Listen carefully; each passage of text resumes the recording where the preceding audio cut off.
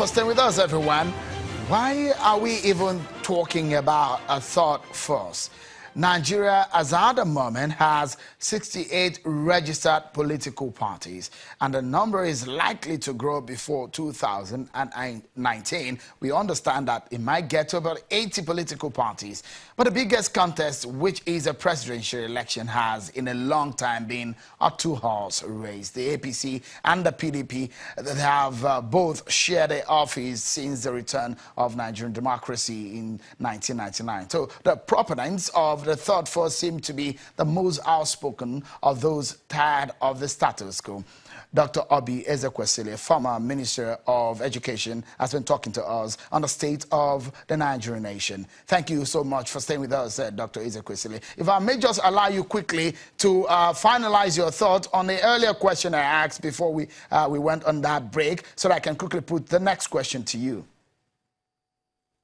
So, Sheon, the fact is, do we have a structural problem or do we not? We do have it serious. Fundamentally, we are become, I always said that about education, but now I think I should say that about the country. There is a dysfunctionality that's going on with the way that we're organized, and it is showing up in the retrogression and the regression, more or less, that the country has suffered. When you look at the fact that we have stagnated more than we have done better in at least the last decade, then you realize that we cannot continue to stay as we are. So if you have a structural problem, you must not use a band-aid to try to solve it. You must structurally solve a structural problem. So there is a call for that conversation that's important. Look at what happened in Benue or in Taraba. Why would citizens who have experienced many occasions of being killed by these marauders that nobody has explained, no form of information on who they really are has come out of state apparatus? How can we have people who are in our hinterland not feeling secure at all? It is totally unacceptable. It is morally outrageous that we would even watch our citizens predictably be killed after many occurrences of similar situations. So that calls us to a conversation. How are we organized in terms of security? How are we organized in terms of competitive economies, so that economies can go off and really focus on their comparative advantage and their competitive advantage? Why is it that when we look at the federation, we are so centralized that the centralization makes it so much of a pigeonhole into this idea that we must all wake up and pray for the price of oil to increase? A nation that has incredible possibilities by emphasizing human development. It is the human mind that is the basis of creativity, invention, and innovation. That's what drives economic development. That's what happened in India. That's what happened in China. We have even much more prospect of that happening with us, because we find ourselves at a time when the fourth industrial revolution is taking off. And we don't carry a lot of the baggages that these other economies would have carried in the cost of knowledge. Knowledge is the cheapest today in the world than it has ever been.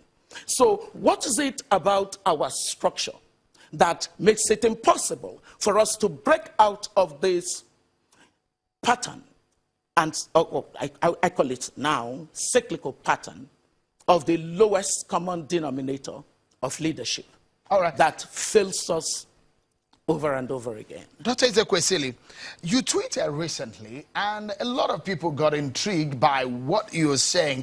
It seems so much that a lot of us are looking for solutions. When the APC came into power, they preached change. And a lot of Nigerians are looking for that moment when millions of unemployed Nigerians will get a job. And I'm quickly going to read out one of the tweets that he sent out on Twitter. He said, I have a political agenda for 2019 elections. It is that neither APC nor its twin brother, in brackets he said, yes, how does 6 differ from half a dozen, end of the bracket? PDP should win the 2019 state and federal legislative and executive elections. I'm totally committed to this agenda. You went further to say, I'm committed to this political agenda because we must disrupt and end the political and governance stagnation and retrogression. What exactly do you mean about, with this red card movement that you've steered up on social media? Well, I got my red card with me, and I am waving this red card to our political class.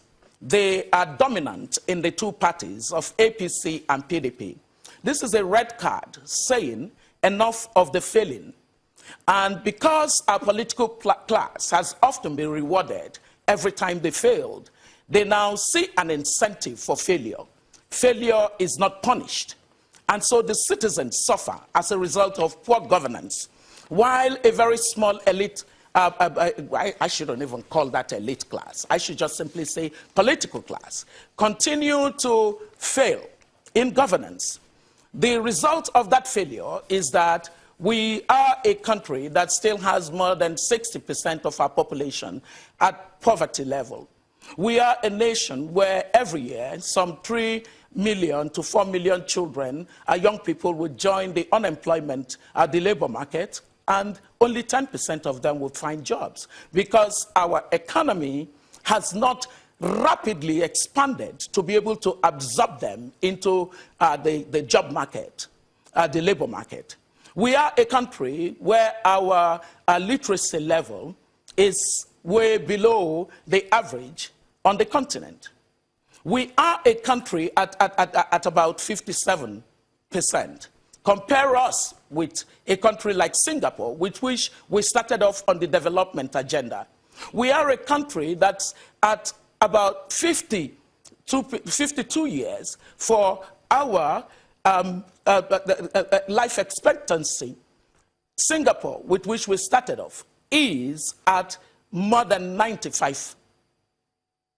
We are a country that has an income per capita of less than $3,000, some $2,500 income per capita.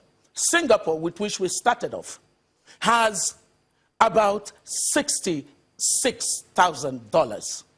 How can we possibly justify this massive failure? It is time to wave this card to our political class. And they are dominant in APC and PDP. They have the same root. They migrate from one platform to the other platform, driven by that incentive of self, not of service. And it is time that we said goodbye to that dominant